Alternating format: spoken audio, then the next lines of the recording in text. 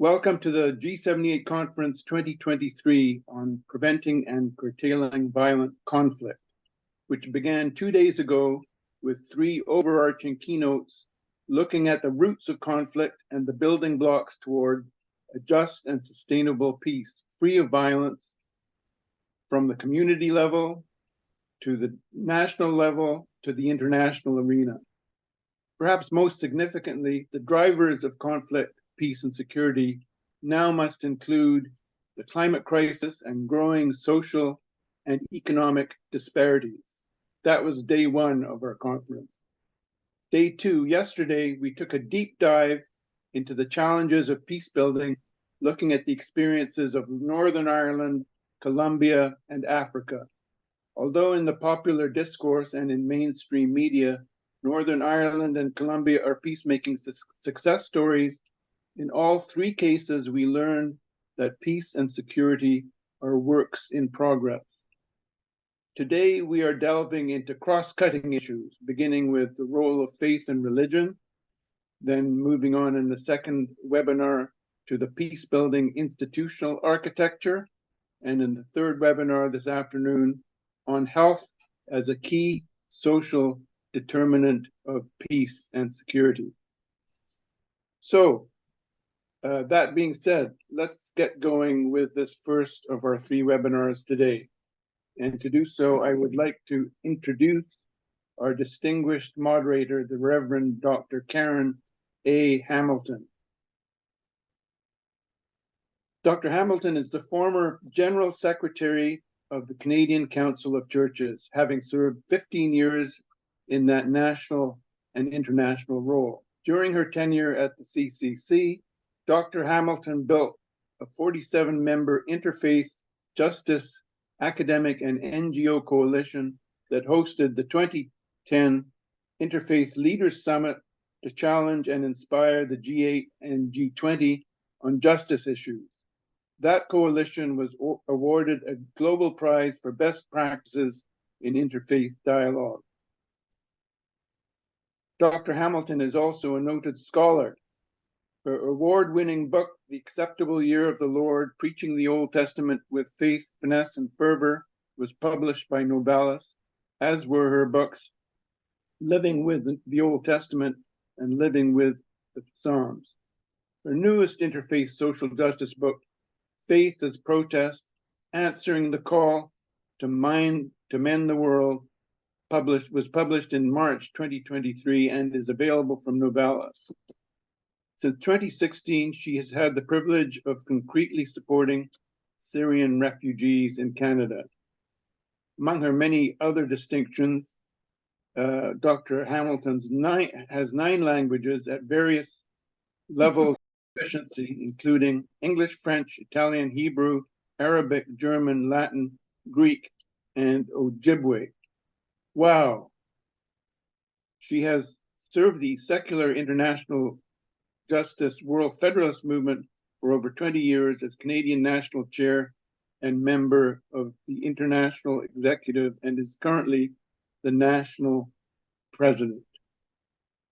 Dr. Hamilton, it's such a pleasure and an honor to have you as our moderator, and I turn the floor over to you to introduce our speakers and launch the webinar.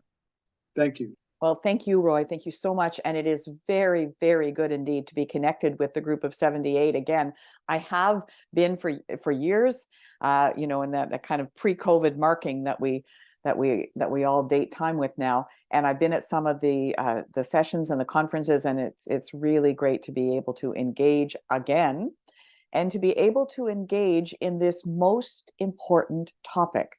So let me just talk a little bit about that before I introduce you to our panelists, who I know are going to be inspiring and challenging.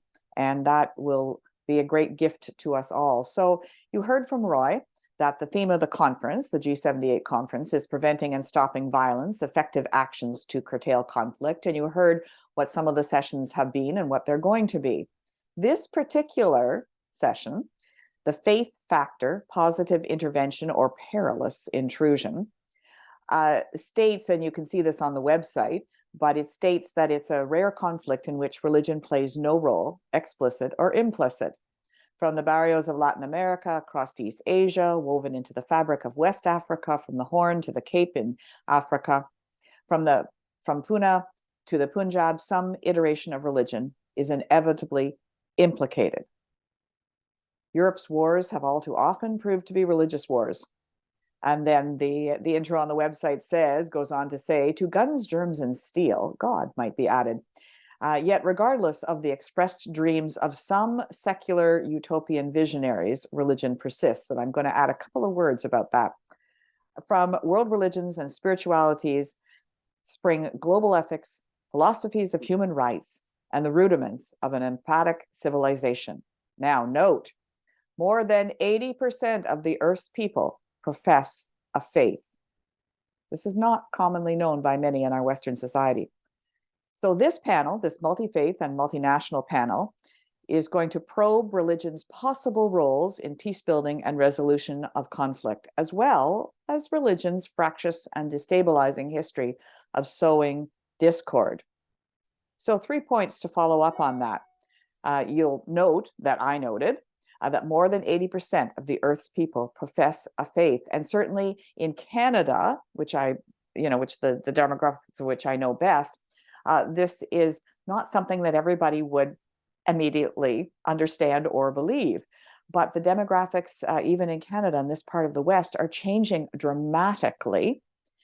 And although many of the traditional expressions of faith are certainly in decline, there's no doubt about that, there are many newer expressions of faith, or shall I say newer to Canada expressions of faith, that are growing. So for instance, the Coptic Orthodox Eastern, based out of Egypt, Christian tradition opened 5 new cathedrals in the last decade, just around the Toronto area, and they're full. And they're offering services to all the community, daycares and events that are open to everyone. And you noted in Roy's introduction of me that I've had the great privilege of working with Syrian refugees, also Afghani refugees, also Ukrainian refugees. And when they come to Canada, they bring their faith traditions with them, and they actually believe, contrary to what some Canadians who've been living here longer believe, that this is a country of faith, and they expect it to be, and are excited that it is, and really want to support that. So that's a challenge to some sort of more traditional, what the description on the website called secular utopian visionary positions might think. Also of note, and I certainly refer this to everyone who is listening to this webinar, I had the great privilege of co-creating a conference called Our Whole Society, which runs every 2 years in different places across the country. And it looks at, from an academic, religious, political, social justice, secular point of view, it looks at what the role of religion and faith in Canada might be or should be. And it offers some really challenging debate and broadening conversation. So I recommend that conference. And then I also note the work of a colleague, former chaplain in the Canadian Forces, who is doing international work, again, in the area of the faith traditions. And his work is making even more clear than it was before that in any area of conflict around the world, if there is not engagement with the religious leaders on the ground, there's not going to be nearly as good a chance of resolution as there would be if the faith leaders were engaged. So I bring you those 3 added dimensions to what we're talking about. And I now have the tremendous privilege of introducing our panelists. And I will give you their bios. And I know that it will be hard to remember all, but what I'd like to do is do the 3 bios at the beginning, and then we will move from one panelist to the next. And I'll do them in the order that you're going to hear the panelists speak. So beginning with Edward Channer, who is the Conflict and Social Cohesion Advisor at Islamic Relief Worldwide, supporting the mainstreaming of conflict sensitivity and the application of social cohesion principles and programming across the organization. Prior to this, Edward's career in development and peace building involved managing processes of conflict resolution and political dialogue within the Israeli-Palestinian conflict. Edward, I want to talk with you after this. I teach a course in Jerusalem for Jews, Christians, and Muslims, and I think we have much to talk about. I do this every year. And so anyway, that was a digression, a mouton, as my French professor would say.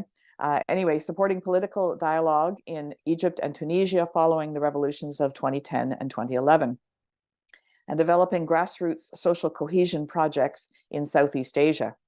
He has also managed programs in education research and institutional capacity development in government ministries across sub-Saharan Africa, has a master's degree in international relations, and is studying for a PhD in political science, focusing on religious confidence building measures in conflict management and conflict transformation.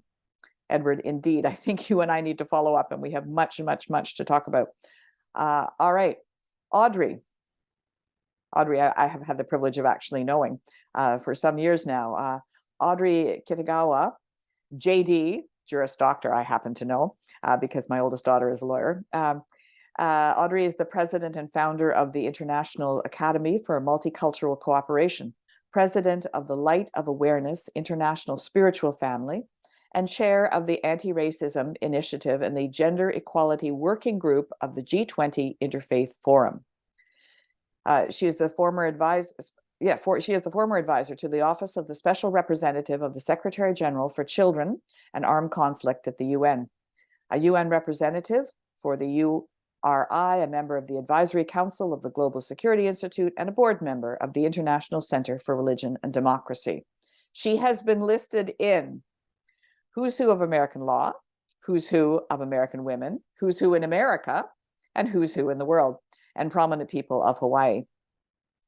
She was installed into the royal family of, now, Audrey, I'm going to make an attempt at this, Adjamanti, close, Adjamanti, Ghana as Nkoso Hima, Queen Mother of Development, where a school she helped to build, the Nana Ode Anyakobea Junior Secondary School, is named after her. Welcome, Audrey, as well. Rabbi Kliel is the spiritual leader of Congregation Chayim in Winnipeg, Manitoba. As a senior rabbinical student, Rabbi Kliel, as he prefers to be known, that's in brackets in his bio, received the prestigious Rabbi Marshall T. Meyer Rabbinic Fellowship at Congregation B'nai Yerushran in New York. He was ordained in 2004. In 2014, he was given the Rabbinical Human Rights Hero Award by TRUA, the Rabbinic Call for Justice. Kliel was recognized for his involvement in interfaith justice work, recently appointed to serve on the Mayor's Multi-Faith and Cultural Liaison Circle. So, my friends, welcome to you all. You bring tremendous background, experience, wisdom, and great depth to this topic. And I am going to give you each 15 minutes to speak, and I will sort of strictly adhere to that. And then I'm going to give you the opportunity to talk to each other. I'm quite sure that things that you all say will trigger other thoughts. And I'll give you probably 15 minutes for that. And then we will open for questions, and we will take the questions, and I'll ask one of you to respond to each question that comes from those listening. So, Edward, the floor is yours for 15 minutes. Great. Thank you, Karen. And I hope everyone can hear me okay. Just to recap, as Karen mentioned, I am the Conflict and Social Cohesion Advisor at Islamic Relief Worldwide, with a focus on conflict sensitivity and social cohesion. I'd like to spend my time talking first about what we mean by religion, and then going on to discuss the benefits that can be gained by incorporating the faith element into peace-building interventions at the grassroots community level. In doing this, I'll look at some of Islamic Relief's experience here, notably with reference to programming in Mali. I would also add, though, that the principles that I'm going to discuss are also applicable at the political level, particularly concerning engaging political leaders of religious or faith-led backgrounds in negotiation and mediation. And as Karen mentioned, with reference to my background working within the Israeli-Palestinian conflict, this is something that very much came to the fore in that experience. working in predominantly mediation with more of the quote hardline elements of the conflict. So first then, what do we mean by religion? So within peace building and wider international relations, as many of you will know, the word is thrown about all over the place, often with little qualification or explanation. This itself is problematic, as the way in which we, and by we I generally mean the secular West, define religion has considerable impact on how we understand its role in conflict and peace building. Excuse me. Indeed, one of the biggest barriers we face is caused by a common perception of religion as being something easily categorized and distinct. Now, this definition of religion is one that Karen Armstrong, for example, describes quite usefully as a coherent system of obligatory beliefs, institutions, and rituals, centering on a supernatural God whose practice is essentially private and hermetically sealed off from all secular activities. Now, Armstrong explains how this division between religion and secular activities, be that the political or administrative spheres or other aspects of socio-economic life, is rooted initially in the Reformation in Europe, when the process began of conceptualizing religion as something distinct, a part of life that must be separated from other components of day-to-day living. Now, such a distinction makes it possible for religion to be scapegoated in conflicts, and for conflicts themselves to be simplified and reduced solely to violent disagreements over religious ideology. Now, we have seen an intensification of this over recent decades, and nowhere does this become more explicitly visible than in the various writings of the new atheists. In Richard Dawkins' God Delusion, for example, he asks the reader to, quote, imagine a world with no religion, presumably a Lenin reference there. This, he continues, would mean imagining a world with, again, I quote, no suicide bombers, no 9/11, no 7/7. He continues, also no Indian partition, no Israeli-Palestinian wars, no Serb-Croat Muslim massacres, as well as no Northern Ireland troubles. Now, this perception of religion is one where it is ultimately responsible for conflict.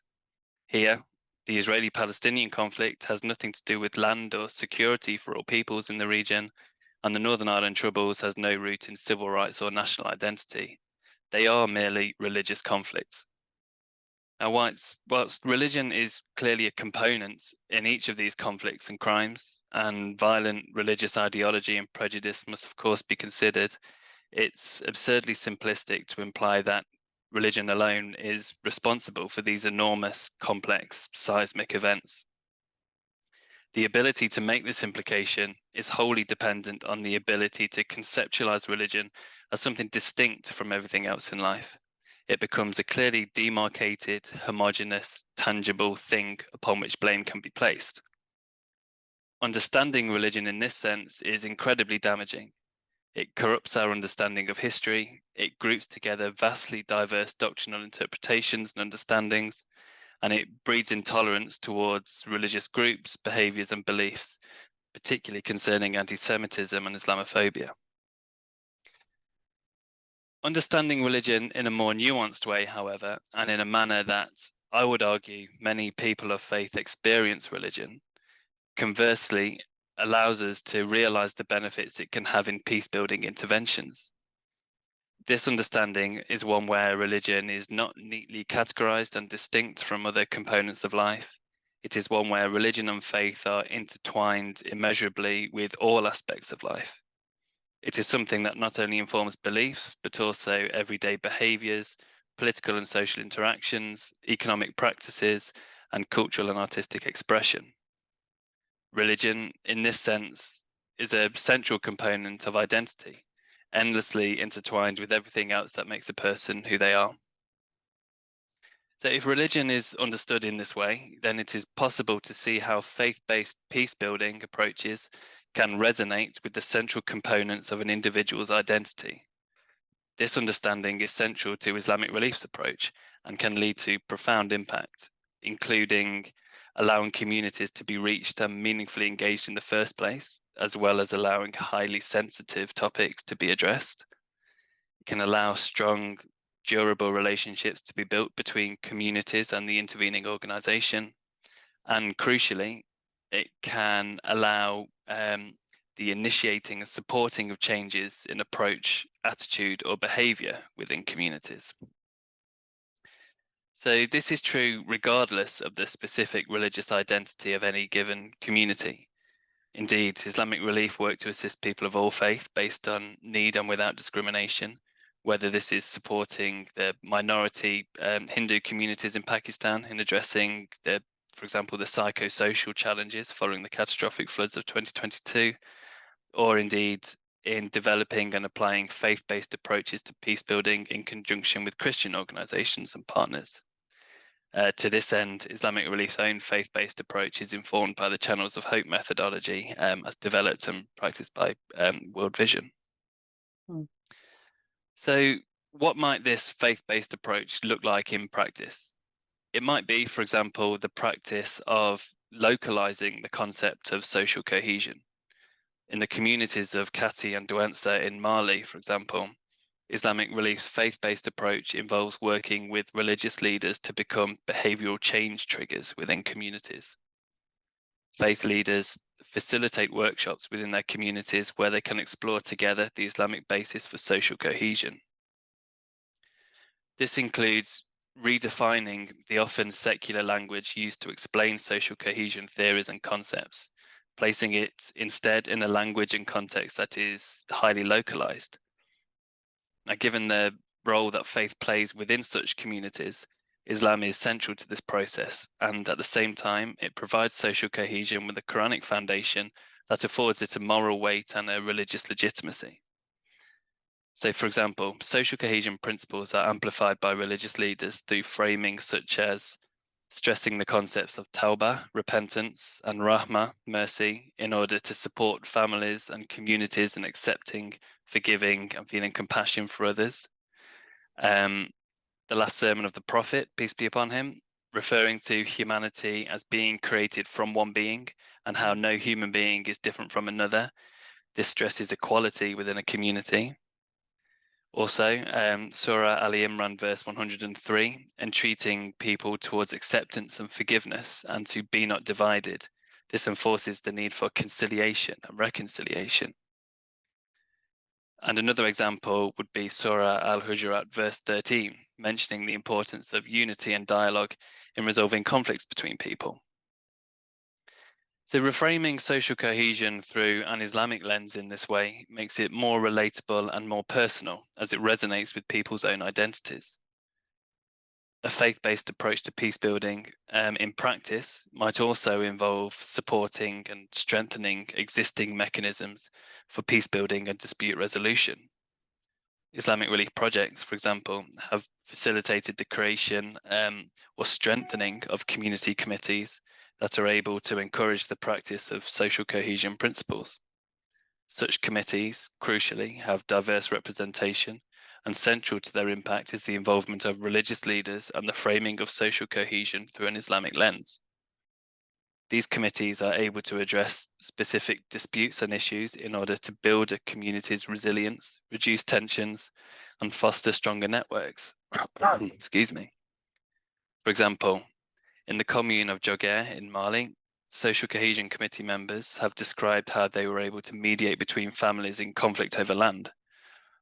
The families engaged in a long-running dispute over a piece of land with each claiming ownership were brought together by the committee in a series of meetings and facilitated discussions. Through these repeated sessions, it was possible for the Imam to negotiate the sharing of the land and achieve a mutually acceptable arrangement based upon Islamic teachings. This, I think, is a particularly important example because with the merging of conflict and climate pressures in places like Mali, such conflicts over land are increasingly common. Another example would be in the communes of Jago, Joguer, and Safo, again in Mali. Communities have described how the faith-sensitive approach led by religious leaders has been fundamental in accessing taboo topics such as female genital mutilation and the traditional role played by women within the home, where they can be ostracized from decision making and any support or assistance in dealing with family finances. The approach here has led families toward changed behaviours and, in doing so, has reduced tensions and structural violence within communities. Another example would be again from the village of Sappho, where social cohesion committee members explained how their faith-based approach had allowed them to take an active role in the community, advocating for child rights concerning safety and security, food, healthcare, and civic engagement. This has instigated a decrease in incidences of child abuse and neglect, whilst also seeing a rise in the registering of births, which is necessary for children to access education. The key principle here is that if families are cohesive, then the community will be cohesive, and so real grassroots peace building is taking place.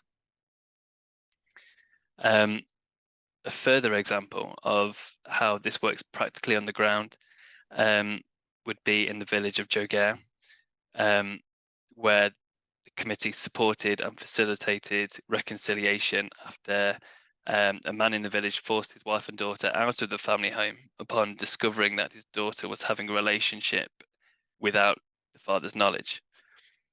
This reaction, brought about by the perceived disregard for the traditional custom of the man gaining the father's permission, could have had severe implications, including the mother and daughter being plunged into extreme poverty, being socially stigmatized, and even becoming vulnerable to abuse. In response, the committee, through the religious approach, was able to intervene and mediate within the family through facilitating regular discussions, convincing their father to allow his wife and daughter back into the family home and to permit the relationship. Again, the role of the religious leader here allows social cohesion and dispute resolution impact to be achieved on issues of acute sensitivity. A final example concerns how committee members took action when the military took power in Mali in May 2021, and goods were subsequently prevented from entering the country. The direct economic impact of this meant that a shop owner in a specific commune was plunged into economic hardship, and as a result felt that the family could no longer be supported.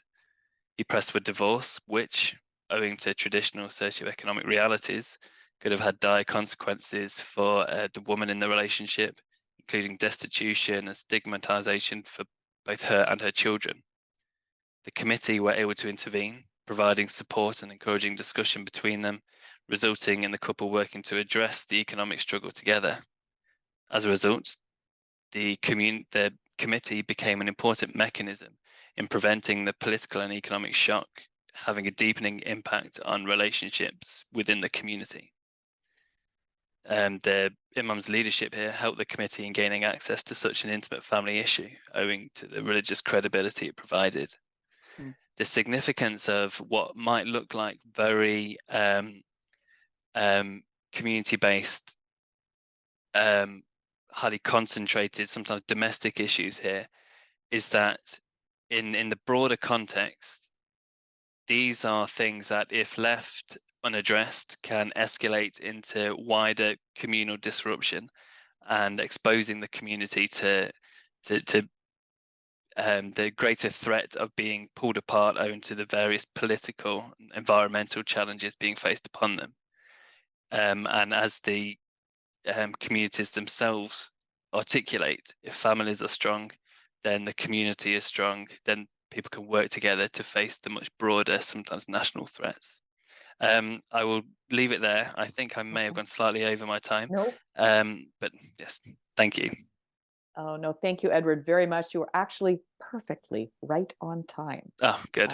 Extremely well done. And thank you. And very, very helpful. And I certainly saw what you're talking about in East Africa some years ago, but in terms of the eradication of malaria or the attempts to ameliorate malaria and the distribution of bed nets. It's the religious leaders that were doing it and that were encouraging the use of that. And without that input from the faith leaders, it would have been much less successful. So thank you very, very much, Edward. Audrey, you're next, your 15 minutes. We are so looking forward to hearing you. Thank you so much. And minasama konbanwa. Good evening, everyone, from Tokyo, Japan, where it is now just a little past midnight. I really want to express my deepest appreciation to Mr. Roy Culpeper, Ruby Dagger, and James Christie for the invitation to participate in the Group of 78's conference focusing on preventing and stopping violence, effective actions to curtail conflict. And since its signing, its founding statement 42 years ago, the Group of 78 has become such a powerful advocacy group, raising awareness of international policy issues. And we are grateful for your tireless efforts. And I also wish to say how good it is to be with you, Karen Hamilton, our moderator, after a few years passing since we last worked together. And I have such positive and fond memories of you as being such a bright, inspiring, and articulate leader, a real mover and shaker. And I feel very privileged to be with you again this evening. So thank you so much. So the question before our panel today is the faith factor, positive intervention, or perilous intrusion. And while we must acknowledge that throughout history, religion has often been implicated in creating or exacerbating conflict, in the modern world, many factors other than religion are the sources of discord. And in a report studying the link between peace and religion, the Institute for Economics and Peace asked if religion was the leading cause of conflict today. And it concluded that factors other than religious differences are more significant. And these factors include corruption, terrorism, political instability, and gender and economic inequality. The report concluded that statistically speaking, religion has only limited explanatory power for outbreaks of violence. To understand religion's role in mitigating or exacerbating conflict today, we must first know the most probative, causative factors of modern conflicts. Historically, wars were fought over territory, ethnicity, or ideology, but many conflicts today are power struggles over access to natural resources. In his seminal book, Resource Wars, The New Landscape of Global Conflict, author Michael Kliel argues that many modern conflicts are less about political divisions than the global scramble for natural resources. Kliel looks at the growing impact of resource scarcity on the military policies of nations, and he maintains that wars will be fought not over ideology, but over access to dwindling supplies of precious natural commodities. Ideological language, however, will be used to mobilize and implement these wars. The political divisions of the Cold War have given way to a global scramble for oil, natural gas, minerals, and water. And as armies throughout the world define resource security as a primary objective, widespread instability is bound to follow, especially in these areas where competition for essential materials overlaps with long-standing territorial and religious disputes. In this clarifying view, the recent conflict between the United States, for example, and Islamic extremism reveal a predictable consequence of consumer nations seeking to protect the vital resources they depend on. Resource Wars is a compelling look at warfare in an era of rampant globalization and intense economic competition. And the national security interests of countries will be determined by their ability to build robust militaries to protect, capture, and maintain access to these valuable but increasingly limited natural resources. Large transnational corporations work with and for local officials for access to precious resources to feed the world's insatiable desire for material things. This has been going on since the colonial period, when the extraction of rubber, metals, and other resources from colonized countries supplied the Industrial Revolution. It continues today with fossil fuels, coltan for cell phone microprocessors, lithium for batteries, and other desired resources. And in addition to causing humanitarian crisis, the exploitation of resources has ravaged the environment. Wealthier nations can reap the economic benefits, while developing countries suffer from the effects of climate change and environmental degradation from the exploitation of their land and resources. Temperature change, drought, and water scarcity can trigger competition among communities for access to dwindling resources, and extreme weather events displace communities, destroy infrastructure, and disrupt economies, as we have experienced very closely to home the effects of wildfires and hurricanes and flooding.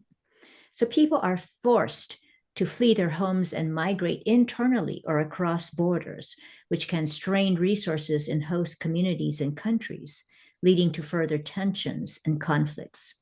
So the unchecked and irresponsible exploitation of the planet in the pursuit of money and power and relentless consumerism and waste have squandered precious resources and put us on a trajectory toward the destruction of our one and only earthly home. In a paper entitled Ecological Civilization, author and activist David Korten notes the damaging consequences of corporate greed in developing countries, calling it a perverse version of economics that has become a dominant, dehumanizing political ideology that celebrates and promotes the self-centric pursuit of financial gain to support needless, dehumanizing consumption that strips Earth of its unique capacity to sustain life, as well as to be able to regenerate, crossing that tipping point of no return. So Korten calls on businesses, governments, and civil society to serve the well-being of the people. And he goes on to say that special attention must be paid to the institutions of business because they have become so powerful and often so harmful. And another factor that threatens communities is gender inequality, which destabilizes society and creates conflict because the marginalization of 50% of the world's population exacerbates economic disparities, limits political and social participation, and escalates grievances and tensions. And women disproportionately bear the brunt of wars and armed conflicts, where 90% of the casualties are non-combatants, 70% of which are women and children. And conflict-related sexual violence is another largely invisible atrocity where impunity often remains the norm. I want to call your attention to United Nations Security Council Resolution 1325 on women, peace, and security, which acknowledges the impact of armed conflict on women and girls and affirms the important role of women in preventing and resolving conflicts. This resolution and the 9 subsequent reaffirming UN resolutions address how states must ensure that women are important in the peace processes and must be included in all levels of the peace process. So gender equality continues to be challenged by persistent and unhealthy patriarchal norms and attitudes and the unequal power dynamics at all levels of society. So traditional and historic religious institutions, really have strong patriarchal backgrounds, and breaking down patriarchal traditions requires persistence and ongoing education to reinforce equality and women's rights. And if the goal is lasting peace, it is critically important that women's voices are heard in the rooms where the road to peace is being determined. The nature of religion in society is complex, and religion is pluralistic and part of a larger societal context in which it shapes and is shaped by politics, culture, and economics. But I would suggest that in today's climate, with access to resources and power struggles accounting for many conflicts, religion is and can be part of the solution. So we recognize that religious communities are often the quickest to mobilize and respond to disasters and crisis as first responders. And since the members of faith communities are integral to the communities in which they are situated, they often best know what the needs of their constituents are. They often have infrastructures already created to feed the hungry, clothe, shelter, and provide medical help to those in need. And they often fill the gap to provide services where governments fail. So religious communities are often motivated by deep values of compassion, kindness, and selfless service. And people of faith will be increasingly called upon to help the growing numbers of people in need. In this globalized world, the sense of one's identity and sense of community and belonging become important to give one's life a sense of meaning and purpose. And communities of faith can help one become more deeply grounded in actions that express the need for kindness and caring in a deeply troubled world. And faith is a powerful unifying force in our diverse, multicultural world.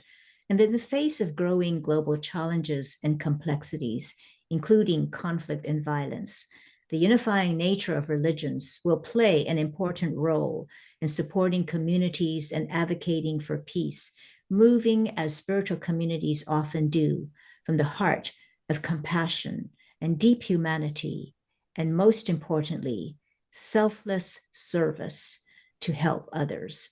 And I'd like to have 3 policy recommendations to make this evening. And one is peace building must engage a variety of actors, including Indigenous people who have time-honored methods for handling disputes and who are among the most vulnerable to executions, disappearances, abuse, torture, displacement, and harassment in intrastate conflicts. But also they have this deep understanding and wisdom of what it is to have be in sacred relationality to the earth and to each other. And also to women who embrace interfaith and interfaith relationships building, approaching peace work from a holistic perspective that highlights the community. And 2, states must adhere to UN Security Council Resolution 1325, which I had earlier mentioned, on women, peace, and security, and which acknowledges the impact of armed conflict on women and girls, and the important role of women in preventing and resolving conflicts. And thirdly, states must comply with international humanitarian frameworks, conventions, and resolutions, including to protect, respect, and the remedy framework, which rests upon 3 pillars. And 1, states must protect against human rights abuses by third parties. 2, corporations must respect human rights. And 3, victims must have access to both judicial and non-judicial remedies. So, I really want to express my deepest appreciation. I think my time is up for this privilege and opportunity to be on this panel with such esteemed presenters, and again with you, Karen Hamilton. Thank you so much, everyone. Thank you so much, Audrey. Now, you are also exactly rightly on time. So, Rabbi Kliel, the pressure is on you now. Your 15 minutes begins. I am definitely feeling it. Let me begin just with some words of gratitude. I want to thank the group of 78 organizers, and in particular, I want to thank James Christie for inviting me to participate in this panel, and of course, Karen and my fellow panelists, Audrey and Edward. I want to just mention that I am a spiritual leader of a congregation, and so my expertise is not as widespread as my colleagues on this panel in the area of peace building, conflict resolution. But nonetheless, I'm still honored to be a part of this. I want to begin by saying that Judaism, and I think this can be said about all religions, Judaism as a system of norms, as identity and institutions, can be a resource for peace as well as promoting violence. what I will be looking at is my own tradition as a model for the possibility of pursuing peace and conflict resolution. I will offer some approaches to resolving interpersonal conflicts. Of primary importance is in the area, the subject of forgiveness, as experienced through the recent High Holy Days. We're just a couple of days away from Yom Kippur, the Day of Atonement, and how forgiveness is utilized as a technique for facing self, taking stock, sacred dialogue, and hopefully meaningful reconciliation. And finally, my really the primary objective is to provide summary of central concepts and resources for peace from a Jewish theological perspective. I begin this way. Judaism can be a source for peace, as well as my colleagues on this panel have already noted, with religion in general. It also can be a form of fostering violence. There's certainly aspects within the Jewish tradition that when you take them in isolation or over focus, they can be seen to legitimize violence. I want to also add that conversely, the opposite is also plausible.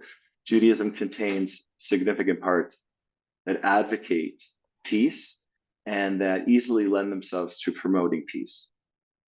Here I want to quote from the person who's really the major source of my presentation today, which is Dr. Mark Gopin, and assuming many of you know his work.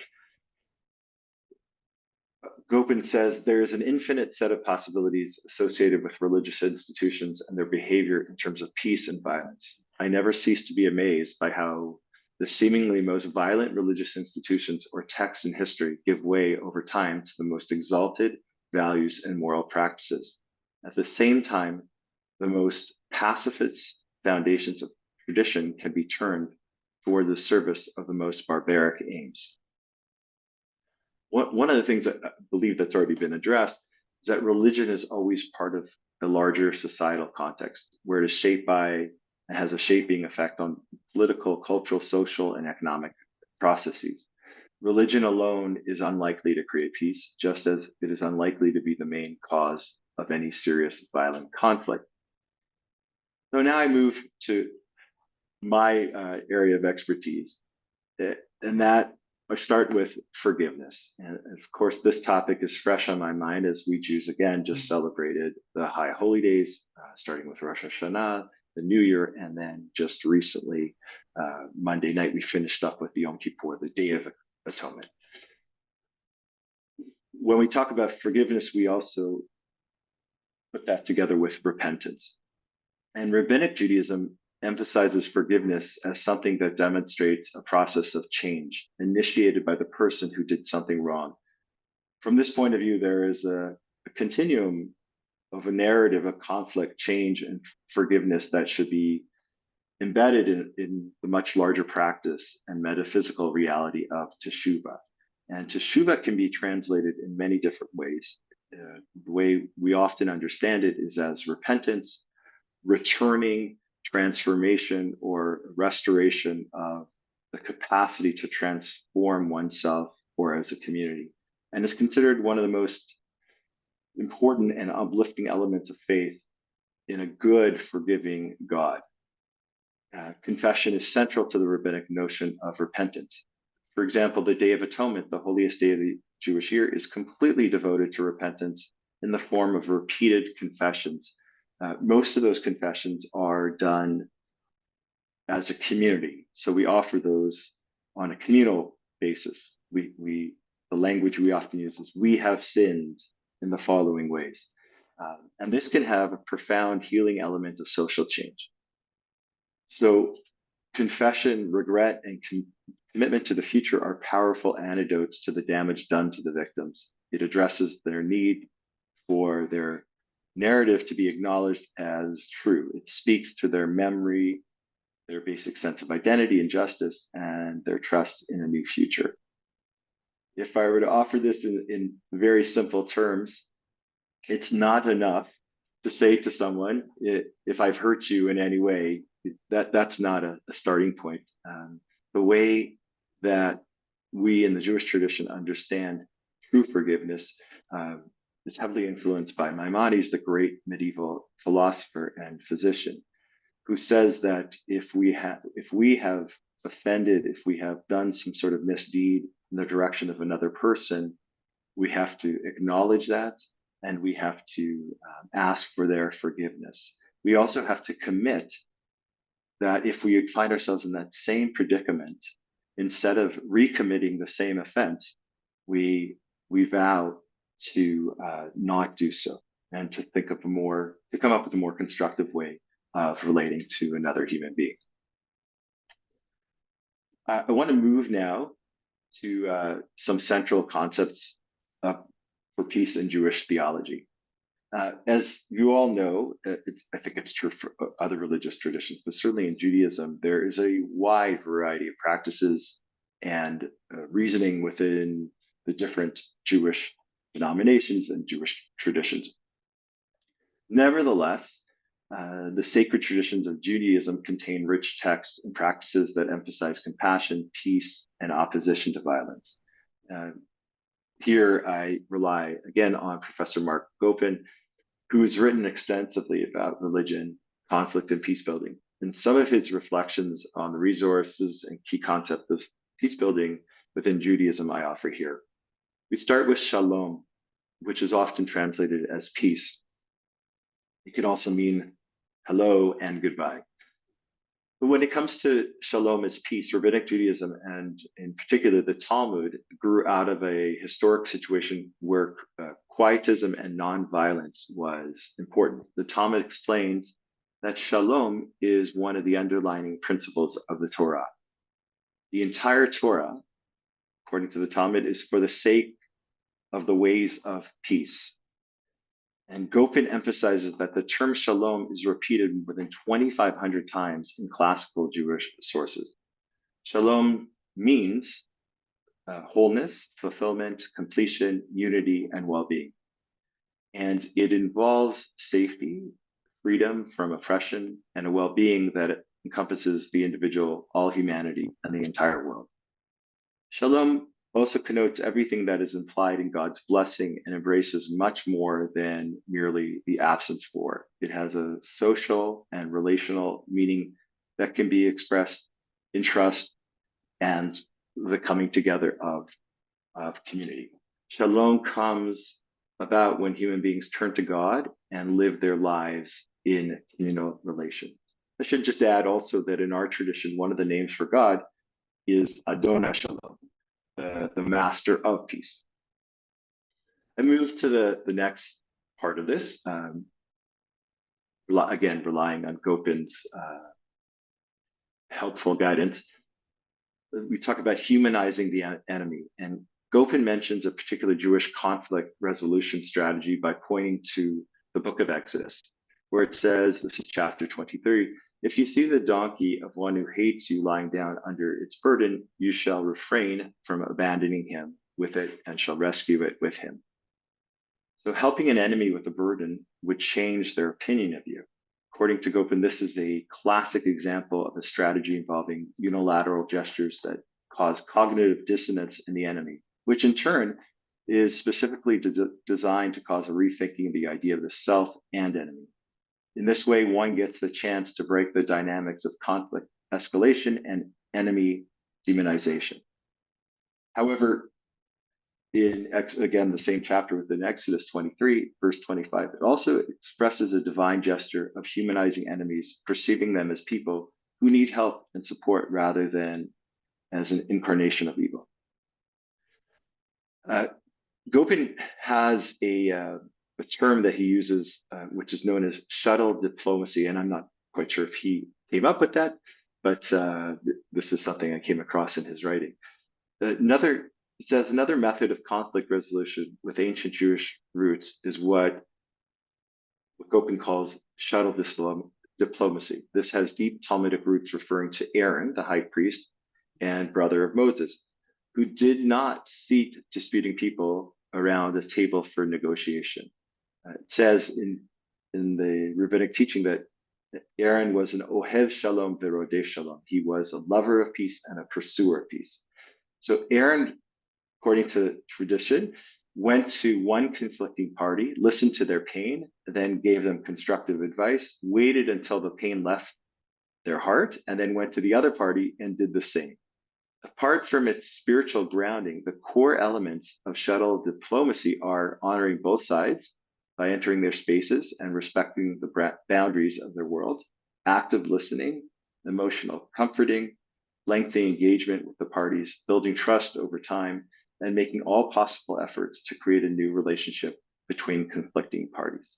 The end result of this process, according to the rabbinic narrative, is that disputing parties often admit that each has misjudged the other.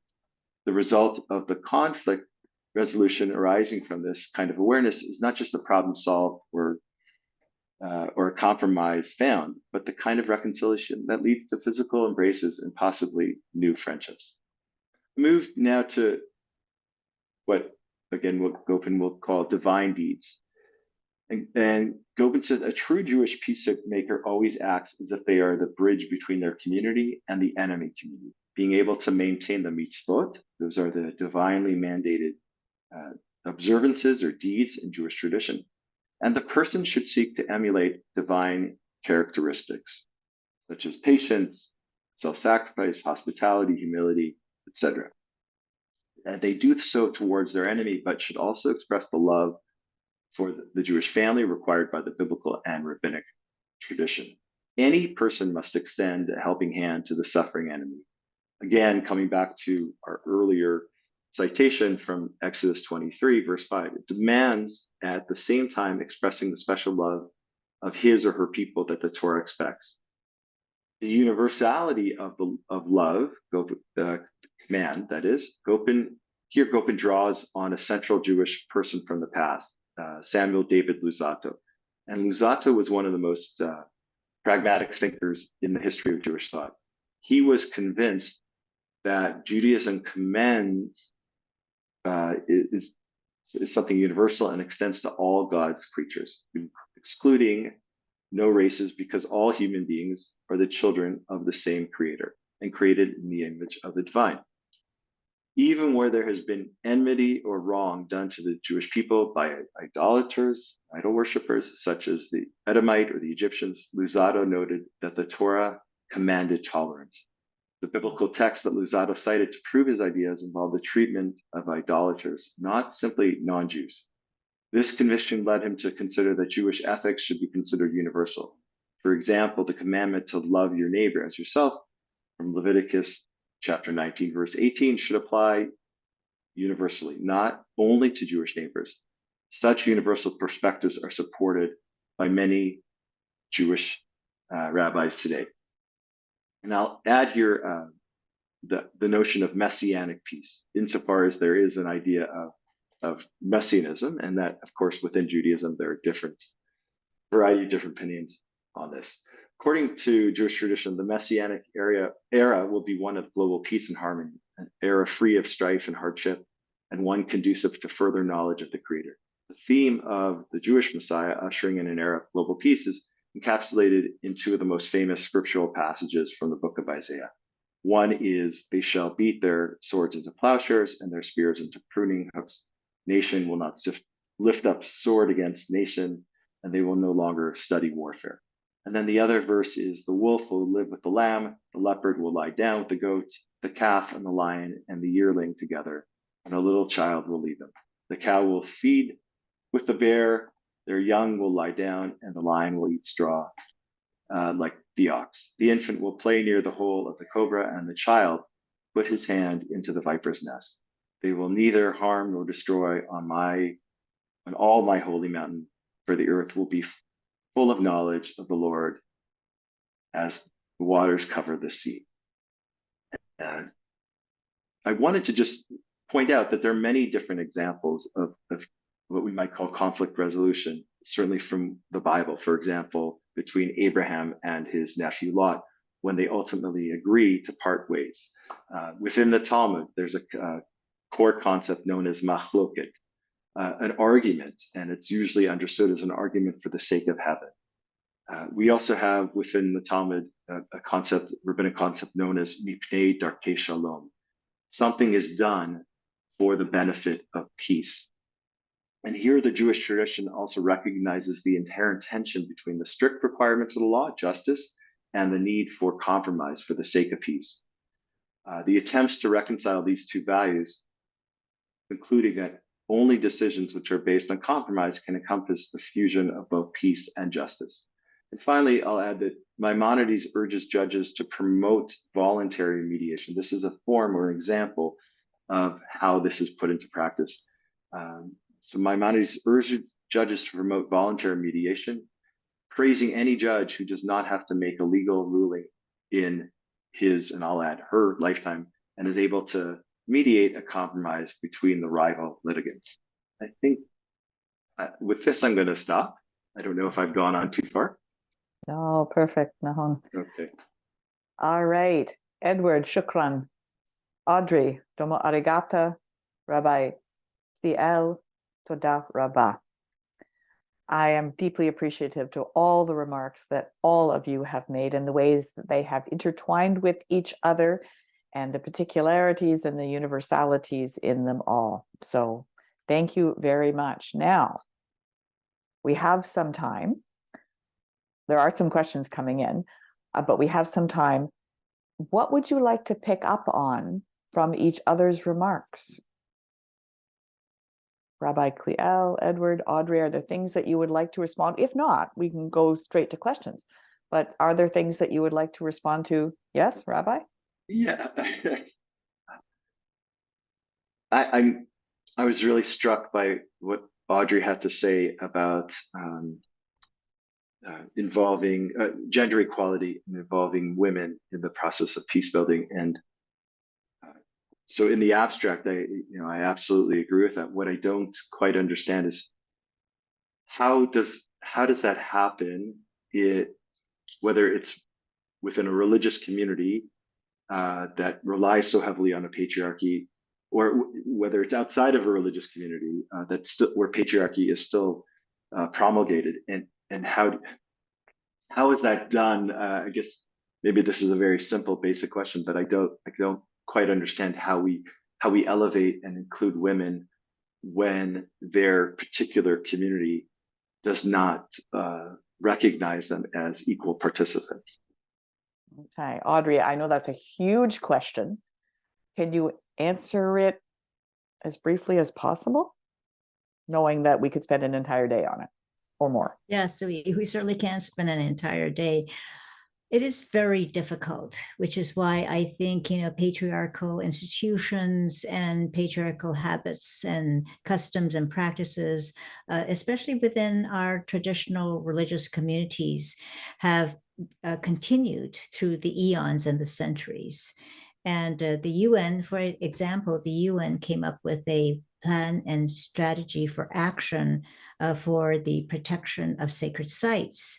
And one of the questions that I raise is, how is it that we have a plan of action for the protection of sacred sites when in this day and age, some of the world's most sacred sites, women are not allowed to step foot on them?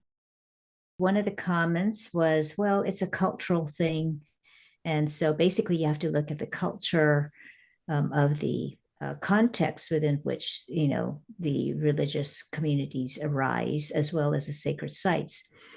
But it is going to be extremely difficult to be able to bring about the equal participation of women, especially in sacred sites, within homes and within practices. Now, in some countries, if a woman is menstruating, or a young girl, then she has to undertake certain behaviors and practices that excludes her from the home or from worship, or being able to, participate fully as a member of the community in certain services.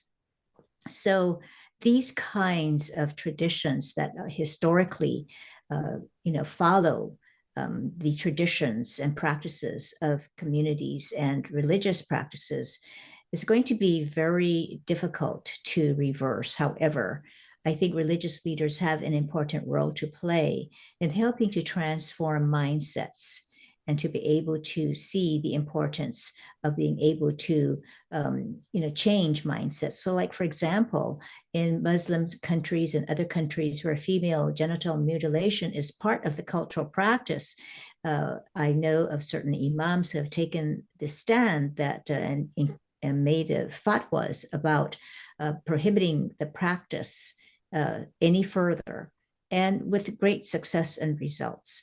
So I think religious leaders have an important role to play in being able to shift cultural practices, religious practices, and bring about, respect for women and girls. Okay, thank you. Again, we could have spent an entire day on that, but thank you for raising that question, Rabbi. Any other questions that you would like to ask of each other? Can I just, yes, just a question, again, sorry to Audrey, sorry. I was very struck by the picture you painted of a world of increasing conflict over resources, kind of driven by this insatiable desire for consumerism, which is something I think I agree is a very real possibility. And I think you also mentioned about how in such a situation, religious language, or the language of religious ideology, can be co-opted into such wars. And this, I think, is something that we have already seen in many conflicts, whether that's Northern Ireland and the labelling of Protestant Catholic conflict, or clearly in Israel-Palestine, where the similar kind of labeling happens. We're even seeing it in Ukraine with the involvement or the use of Orthodox churches. And so I know you also spoke about the unifying nature of religions as something that can work to counteract these potential conflicts, but I was wondering how would you envisage combating this weaponization of religion in a world where conflict is possibly going to be increasingly likely, because resources are going to become more and more depleted, as you said quite rightly, the environmental damage is increasingly catastrophic. Where that is happening, one might expect the co-opting of religion to become even more intensified. How would you counteract that process? I appreciate that's also a huge question, but also a huge question. Audrey. Yes. Well, of course, I did at the beginning indicate that we should, look at the causative factors, the most probative causative factors. And I don't think that in contemporary times we can eliminate the fact of what has happened to our environment, and why has that happened, and because of the reasons and the facts that I had set out in my presentation. And you're correct in using the term weaponization and co-optation of religion, Edward, because I think that is exactly what is happening. In many ways, it can almost be like a distraction from the underlying activities that are going on, to be able to take attention away from what is really happening. So yes, the co-optation of religion and the weaponization of religion can easily be done, because as globalization has swept the world and this fear consciousness has arisen, we put ourselves in a position of having to create the face of the other as the enemy and being causative of the many symptoms and problems that we now get to deal with. So religion can in and of itself be a very easy target, because, perhaps in the history of any particular territory, the framing of the conflict, was along such territorial lines. So it becomes even more exacerbated when, these different challenges come about, whether it's through resource scarcity, a scarcity of water, and so territorial disputes can easily be framed within, religious terms. And, there is some history to the fact of religious involvement in conflict. So how do we combat it, though? I think what has been growing as a counterpoint are these global movements, these civil society movements, communities of faith mobilizing, and cultural movements as well, to bring forth within our consciousness the constant call to remember what does it mean to be human. And all of those aspects that were discussed in this event about the values that religious communities hold, whether it's compassion, forgiveness, kindness. And I see more and more in different social media platforms, in writings, this aspect of kindness and being good to each other, what we can do as individuals and as members of the human family to be able to, where we are as the holy ground, practice here now as individuals. And, that can be our biggest antidote towards being co-opted and weaponized in ways that actually may serve bigger purposes of materiality, greed, territoriality, to be able to access resources. And so all of this takes, however, in information, knowledge, and at all times developing our moral compass, our ethical codes, and the development of our spiritual values and practices, and living it every day. So each person then becomes responsible and important in being able to prevent being weaponized, having their religions weaponized, and being co-opted. But it also requires turning the searchlight inward in the ceaseless, fearless self-examination to see how we ourselves must change. Because while it is easy to paint the face of the enemy, we also have to see our role, not as victims, but also perpetrators in our own levels of having a lot of desires. I mean, biologically, as biological persons, we actually need very little to survive. Anything above the necessities of survival really speaks to desire. So at all times, we are always confronting ourselves, how we live, how we think, and how we behave. And that is something that we must do, very diligently every day that we live.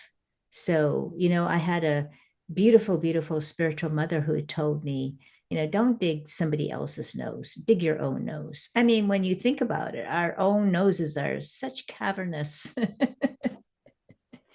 You can be spelunking in your own nose for a goodly long time before you start, pointing fingers and digging somebody else's nose. So, these are just beautiful ways that we have to undertake our responsibility to live life daily as spiritual, moral, ethical beings.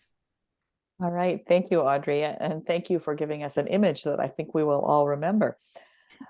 Okay, now I speak a bit to the group of 78 involved in this. I only see one question in the chat at this point.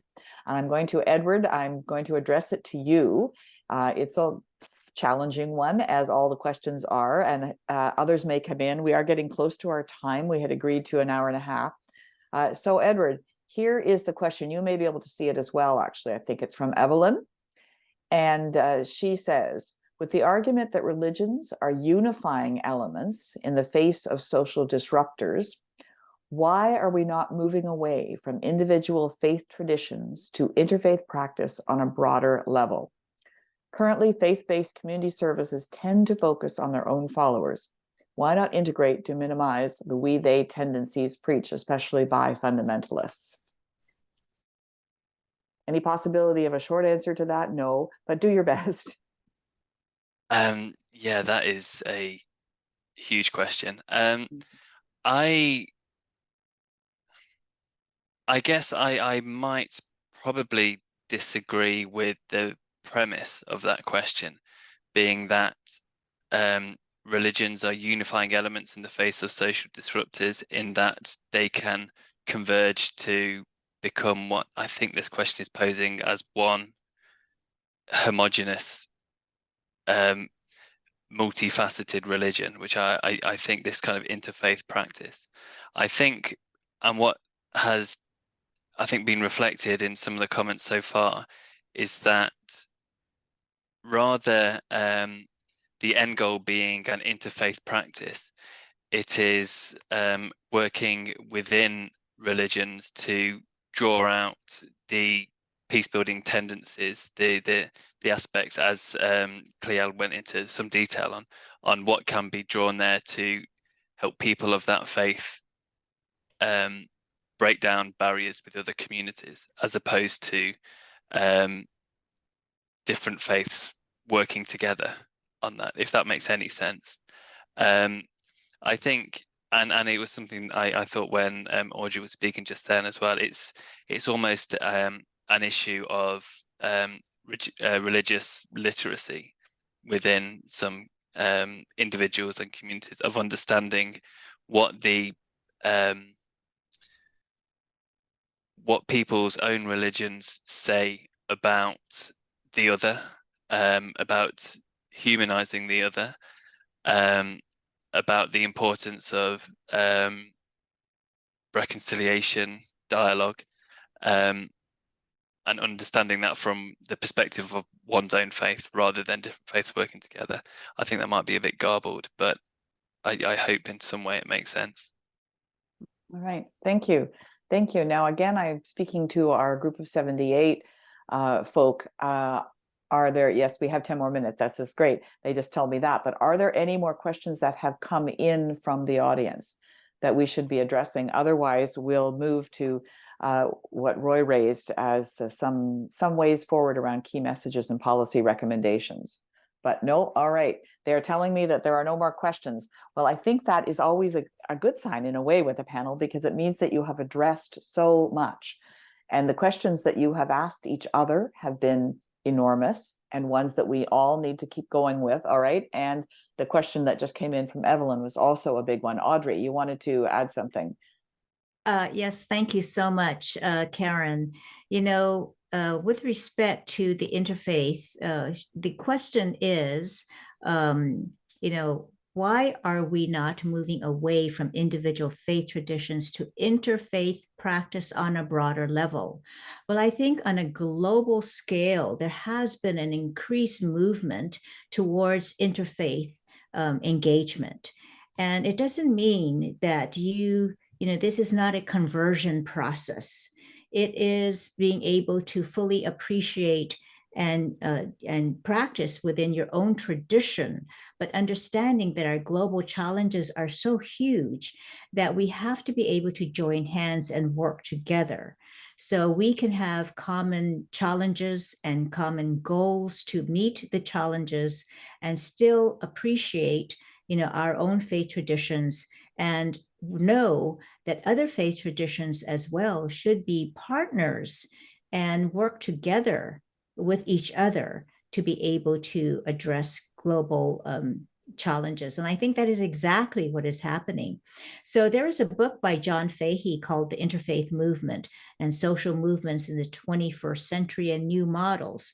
And he said, although its beginnings can be traced back to the late 19th century, the interfaith movement has recently begun to attract mainstream attention with governments, religious leaders, and grassroots activists around the world, increasingly turning to interfaith dialogue and collective action to address the challenges posed and explore the opportunities presented by religious diversity in a globalizing world. So again, you know, the globalized world cannot be ignored. And so his book explores the history and development of the interfaith movement by engaging with new theoretical perspectives and a diverse range of case studies from around the world. Thank you. And I was having similar thoughts, actually, knowing and things that all of you have said, knowing that in case of a disaster, for instance, that's right, the faith communities offer assistance to anyone. The Coptic Orthodox churches I mentioned at the beginning of our presentation operate daycares, which are open to anyone and everyone in the community. Food banks operated by different synagogues or mosques are also open to everyone in the community. So that's also a reality. Rabbi, I offer you one final word before I keep going. Anything else you want to follow up and say? Because the questions have been a little more to Edward and Audrey. Yeah, I just on this topic of moving towards something more homogenous. One of the things I love about Canada is the fact there are these multiple faith expressions, and I think we should hold firm to those. But at the same time, we have a responsibility to come together and to act with greater power and purpose. I think on a theological level within Judaism, certainly I believe it's true for other faith traditions. One of the tensions we hold, the tension here I'm referring to as something positive, is the idea of the particular and the universal. And as a particular Jew, in my efforts to refine myself within the standards of my community, I'm also enabling, I believe that I'm enabling others within my faith community to become better actors on a universal level. I hope that makes some sense. So I think one of the messages, I don't know if this is in the realm of policy, but I think religious leaders and others have significant experience of competence in rituals and enabling people to create social cohesion and bring people together in societies divided by conflict. And I think it's through those rituals often that an environment is created in the area where we bring people into the sense of empathy and hospitality and repentance and forgiveness, and that can have a transformational impact on not on just the immediate community but the wider global community, as Audrey said. So thank you. Right. Okay, Rabbi, again, toda rabba, Edward, shukran jedan, and Audrey, domo arigato. So I note, because Roy asked us, and I note that Audrey, you made 3 particular policy recommendations. And yes, people are asking, thank you for a wonderful session. They're saying, will the recording be posted to the Group of 78 YouTube page? And apparently the answer is yes, it will. So those policy recommendations that you made, Audrey, are also recorded. But Roy, I note them for you. I also, just in my own notes, we were asked to keep track of key messages. And so you all spoke about the complexity of factors in conflict, and that they are not just based on religion, the conflicts that we see happening around the world. So there's the complexity of religion in the conflict, but there's the complexity of religion in finding the solution, in the complexity of the different factors, the complexity of factors in conflict and the complexity of factors in finding a solution and in working together towards peace.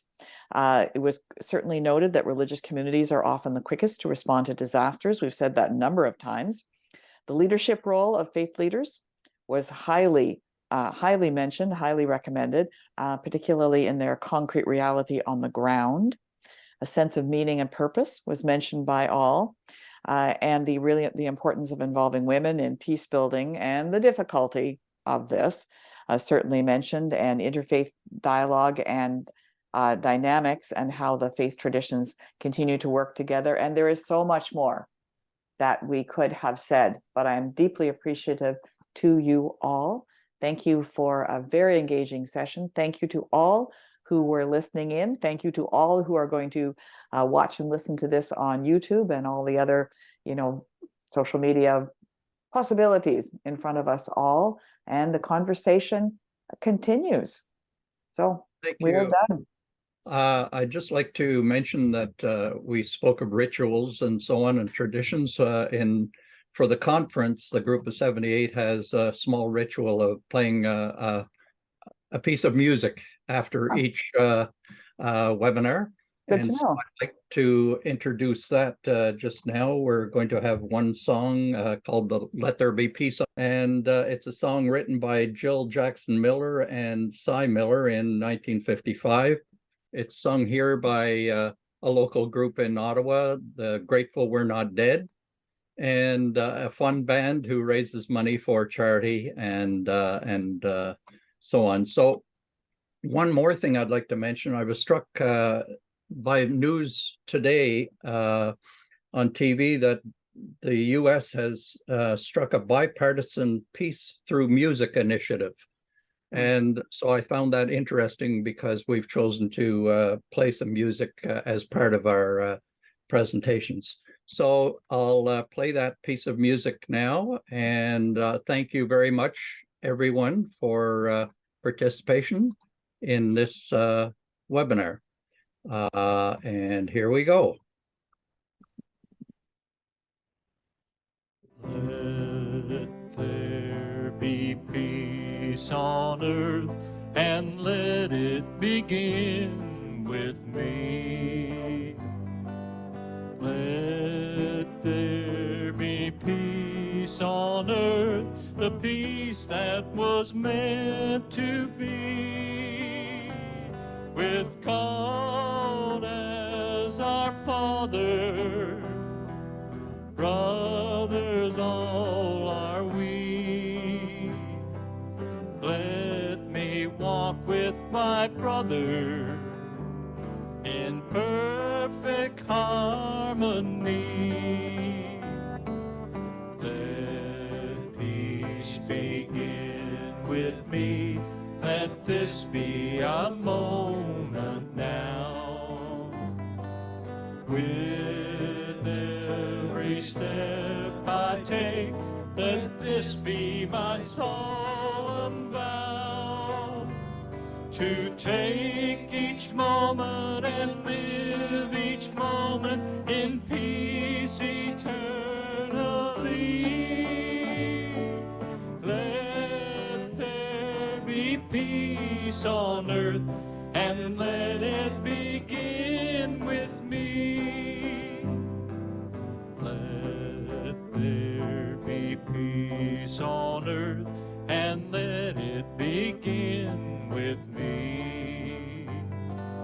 Let there be peace on earth, the peace that was meant to be, with God as our Father.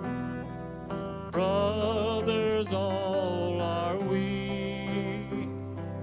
Let me walk with my brother in perfect harmony. Let peace begin with me. Let this be the moment now. With every step I take, let this be my solemn vow, to take each moment and live each moment in peace eternally. Let there be peace on earth, and let it begin with me.